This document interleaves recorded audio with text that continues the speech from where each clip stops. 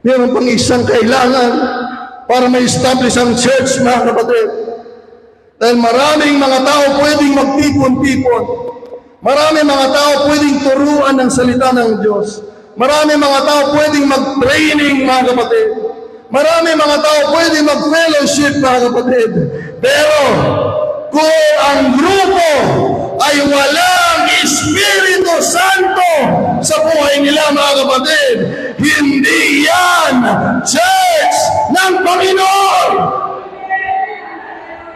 Sabi ko, mga kapatid, kahit sa ulawin mo pa yung Biblia, kahit alam mo pa yung mga procedure, kahit alam mo pa lahat ng bagay, kung wala kang Espiritu ng Panginoon, you are not the church.